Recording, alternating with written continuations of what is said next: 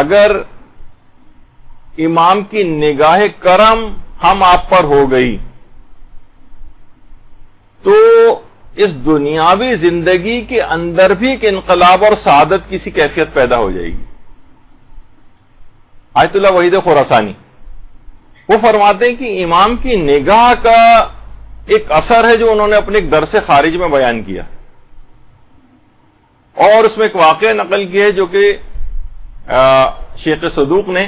اپنی کتاب کمال الدین کے اندر لکھا ہے. اور محمد ابن حسن سیرفی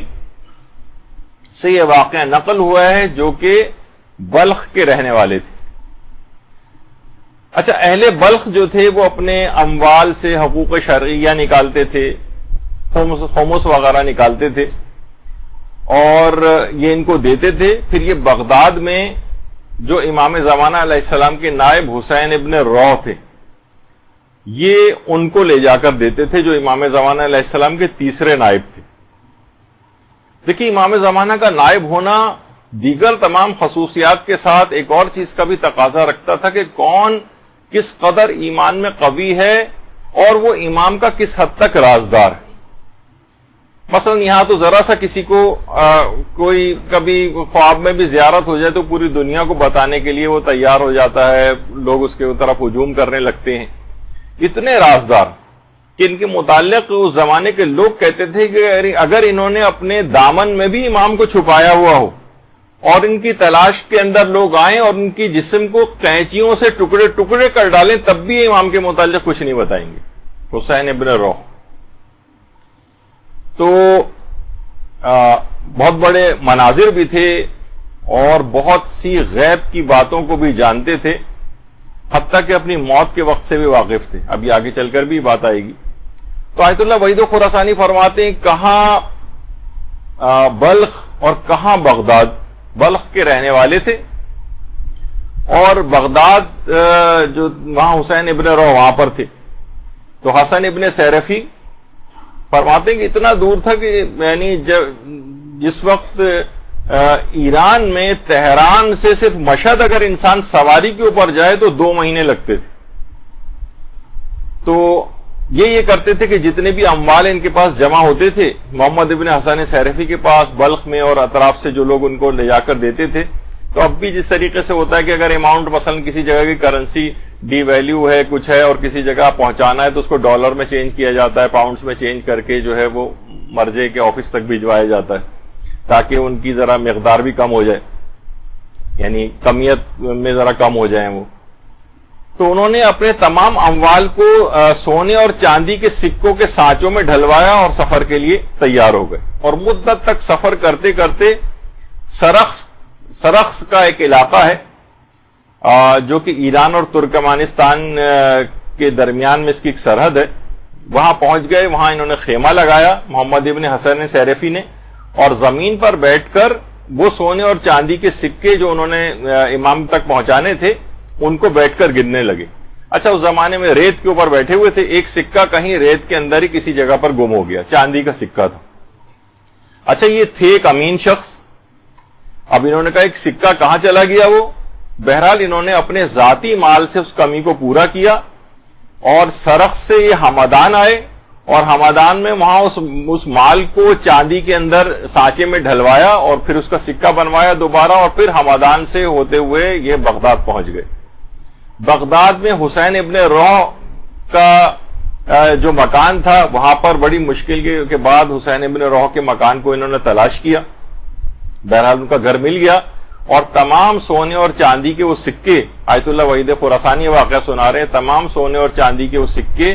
ان کی جو تھیلیاں تھیں وہ حسین ابن روح کے سامنے رکھی. حسین ابن روح فرماتے ہیں کہ حسین ابن روح کون ہیں؟ یہ وہی ہیں جنہیں امام زمانہ علیہ السلام کی سانسیں نصیب ہوئی ہیں.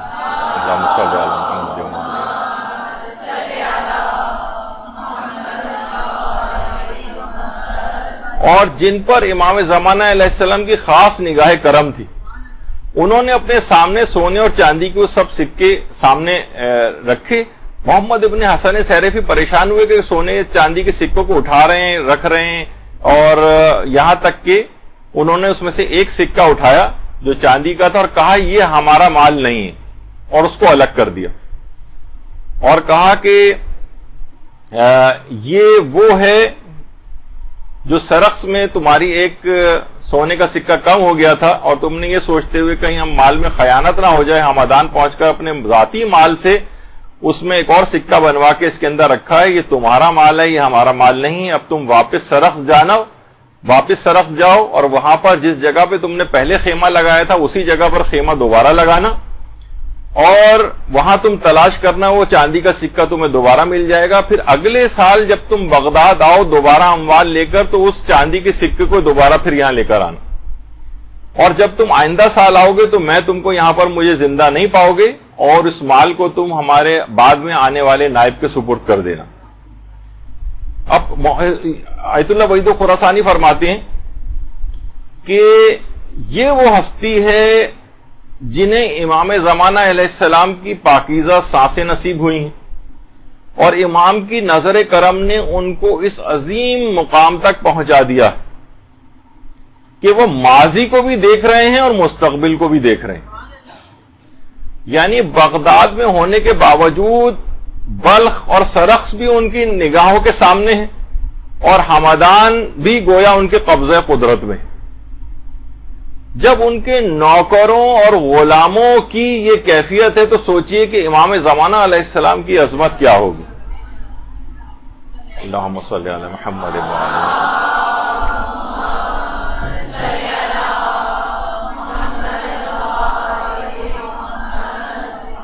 اور فرماتے ہیں کہ آج صاحبان ایمان کی یہ حالت یعنی علماء بیان فرماتے ہیں کہ صاحبان ایمان کی آج یہ حالت ہو گئی ہے کہ گویا ایک لحاظ سے بہت سے وہابیت سے بڑے متاثر نظر آ رہے ہیں، یہاں تک کہ ائمہ کے معجزات کا انکار کر رہے ہیں، ائمہ کی ولایت تکوینی کا انکار کر رہے ہیں، اور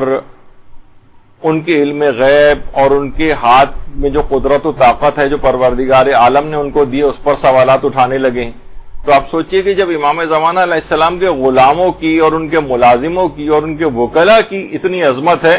اور اتنی ولایت تکوینی ان کے پاس ہے کہ وہ ماضی کو بھی دیکھ رہے ہیں، مستقبل کو بھی دیکھ رہے ہیں، ایک ایک چیز ان کی نگاہ کے سامنے ہے،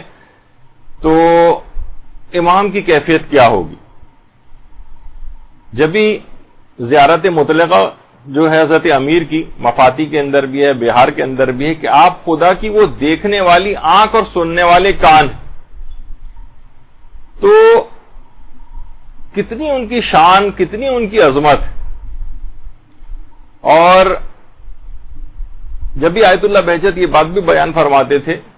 کہ ہم جو آپس میں بھی جو باتیں کرتے ہیں، مثلا آپ اپنے رشتہ دار سے باتیں کر رہی ہیں، سہیلی سے باتیں کر رہی ہیں، وہ فرماتے ہیں کہ ابھی کوئی کلمہ ہماری زبان سے نکلنے نہیں پاتا، اس سے پہلے امام زمانہ علیہ السلام تک پہنچ جاتا ہے، اس سے پہلے امام زمانہ تک پہنچ جاتا ہے۔ تو آج ہم کسی کے خلاف بات کر رہی ہے، کوئی خاتون اپنی ساس کے خلاف بات کر رہی ہے، اپنی نند کے خلاف بات کر رہی ہے، تو یہ بات دماغ میں رکھے کہ اب یہ منہ سے نکال رہی ہے اور یہ بات امام زمانہ علیہ السلام تک پہنچ رہی ہے، یہ جملہ امام تک پہنچ رہا ہے، سی سی کیمرے ہر جگہ کے اوپر لگے ہوئے ہیں جو ساری رپورٹ امام تک پہنچا رہے ہیں، آپ کا نامہ اعمال امام زمانہ علیہ السلام تک پہنچ رہا ہے۔ تو آپ سوچئے کہ خود آیت اللہ وحید خراسانی فرماتے ہیں کہ جملہ نکالنے سے پہلے سوچ لینا کہ یہ جملہ امام زمانہ علیہ السلام کے قلب نازنی کو کس قدر غمگین کر سکتا۔ برحمتك يا أرحم الراحمين وصلى الله على محمد وآله الطاهرين